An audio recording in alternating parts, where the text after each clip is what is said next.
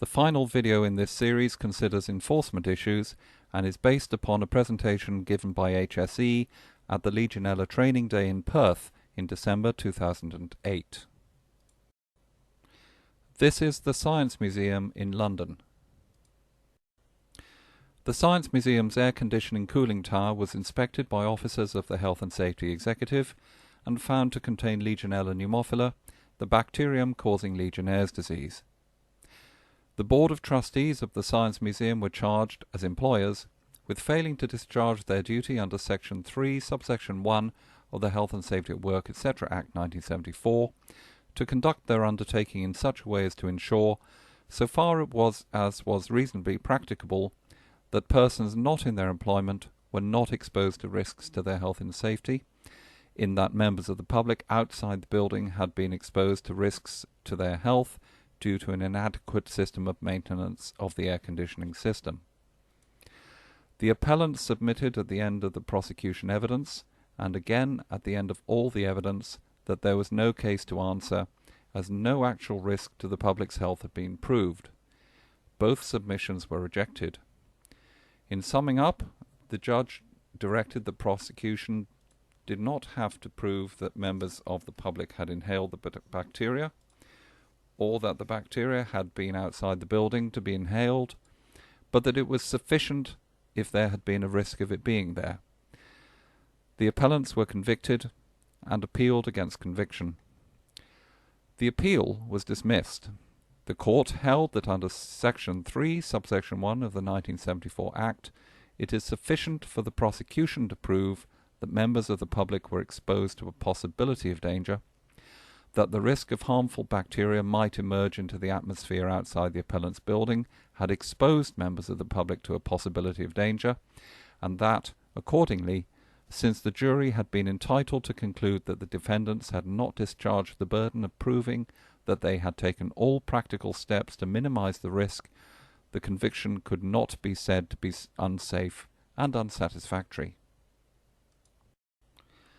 Therefore, enforcement action should focus on proving that the water temperature is in the right range for Legionella bacteria to proliferate, there is a supply of nutrients available, that there is the presence of an aerosol, and that there is potential exposure.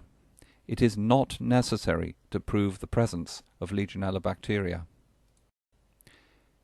Enforcement action should be guided by the enforcement management model. We'll now look at how the EMM applies to Legionella risk systems, including spa pools and hot tubs.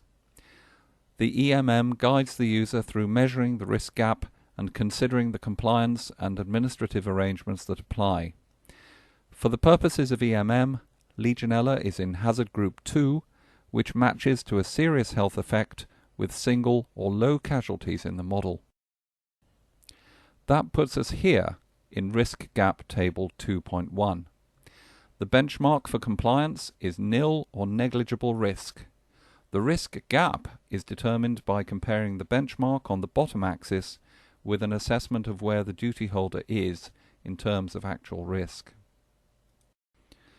This determines the initial enforcement expectation as shown in Table 5.1. Anything more than a moderate risk gap is likely to point to an improvement notice as the minimum response.